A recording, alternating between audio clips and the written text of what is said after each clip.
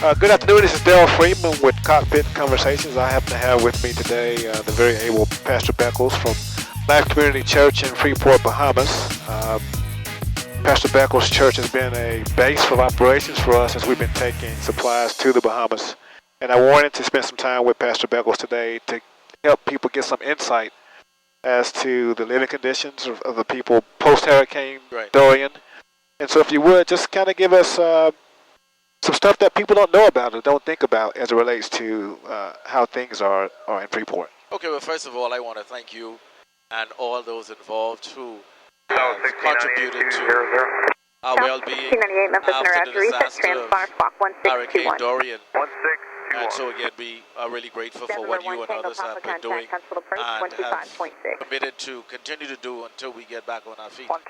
But the living conditions in Grand Bahama and Abaco, but I'm from Grand Bahama, obviously we are still dealing with power issues, we're dealing with clean drinking water issues, we're dealing with living conditions below normal standard because many of the houses were destroyed from or had some level of damage up to destruction from the hurricane.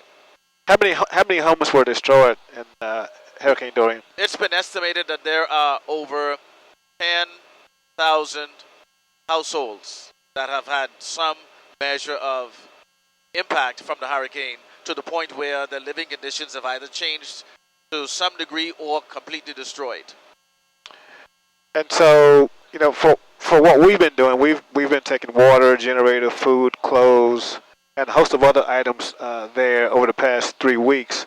And I've noticed there that there are some people with electricity, but a lot of people without electricity. And also, I've also noticed that there's running water, but it's not.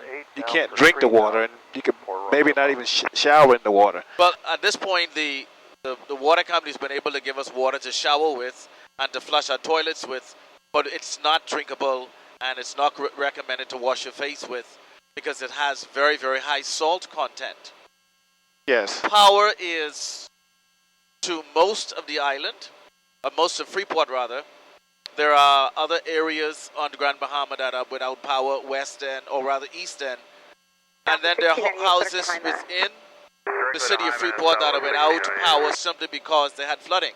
Yes. And the meters had to be taken out for their protection, and there has to be a reinspection of the water damage done to those houses. So when you talk about the number of houses that have been damaged, how many people did that affect?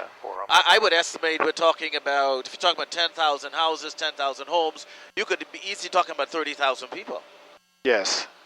And so, you know, the other major piece of news for me that's heartbreaking to me is there's still 500 to 600 people missing since the hurricane hit. Yes. And so that I mean that's 500 to 600 mothers, fathers, sons, daughters, uncles, grandparents that are missing. How are you dealing with that? And how are you helping people deal with that? You just have to simply become a big air and a big human support.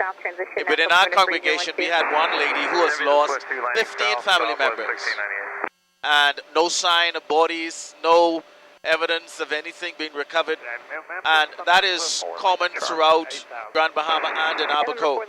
And that's very difficult to deal with for the simple reason that it's difficult to bring closure when there's no body. No physical body to have a ceremony over. So that's a very emotionally challenging event. So even for those persons who may not have had major house damage, the fact that you've lost a loved one that cannot be discovered, the body cannot be discovered, that's emotional trauma that'll last for several years. So Pastor, why I wanted to get you, in this conversation, because there are things that we don't think about that are missing or that people need in Freeport, and it's going to be an ongoing need. But you mentioned to me that people's medications were washed away. Medications, prescriptions have been washed away. People's prescription eyeglasses have been washed away. People's dentures have been washed away. We've had persons whose walking sticks, wheelchairs, or any type of walker have been washed away. And these are the things that most people won't think about when you talk about restoration for an area that had a disaster like the Bahamas had, in particular Grand Bahama and Abaco. So I want to make it a point to highlight people to the fact that, yes, we need water, yes, we need clothes, yes, we need building materials, but there's some small things that make life, that adds quality to life, that we must pay attention to, like the prescription glasses and medical prescription. Yes, and so I mean that's something that I wasn't thinking about. And then the other thing, you know, we've made 4 trips there. MTSU has coordinated those efforts with your church, and you all have been a great partner.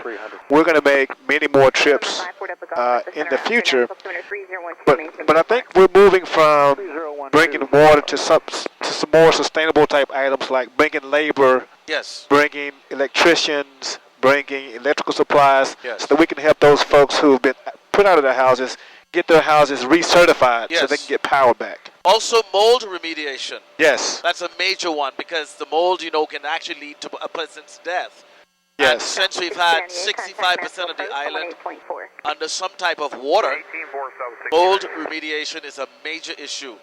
In addition to something as simple as electrical outlets, and, you know, 5, 6, 10,000 electrical outlets and plates is a very essential issue item at this time, because the house will not be recertified without those items being changed or replaced. Yes, and so speaking of mold and remediation, I'm working with Turn Mercer with Lycra Nashville. He's putting together a formula for us that we can take those types of chemicals there to help people with their homes and their houses, and we're also going to be putting a plan together to bring labor and electricity. So I think you have you've highlighted a lot here in this interview about Freeport. What I have also noticed over this period of time is that the media has moved on. Yes. Social media has moved on, but in the meantime, there's still people suffering. So if you're looking at this video and you've listened to Pastor Beckles, make sure you share this video with people to let them know that there are Bahamians that are still suffering. Oh, yes. And they need your support. And we realize, too, and this may be difficult for some people to comprehend, even if we gave each person on Grand Bahama their physical house again, items that meant something to them are gone. Yes. Those keepsakes are gone. Just the memory of the destruction, that's going to last for a lifetime. Yes. We expect that there'll be great depression in the lives of the people. One of my great concerns in my line of work is the fact that the stress level is going to increase, which will increase sometimes verbal and physical violence, domestic issues at home. You are going to have people resorting to some type of chemical for relief, either alcohol or drugs. Yes. And all of these things will eventually show up long after the press is gone and long after the physical help discontinues to come into the country. Well, this has been very enlightening for me, traveling there on the 4 visits I've been there. You've been a great partner, and we look forward to continue to partner with you. Again, those of you out there in social media, make sure you share this video. There's a lot of work that needs to be done in the Bahamas, and I appreciate your time today, sir, and appreciate the work that you're doing, and also thanks to Dr. McPhee and MTSU for carrying on this mission to make a difference in the lives of the people of the Bahamas. So signing off here is Darrell Freeman, Pastor Beckles from Freeport, Bahamas. Have a great day. Thank you.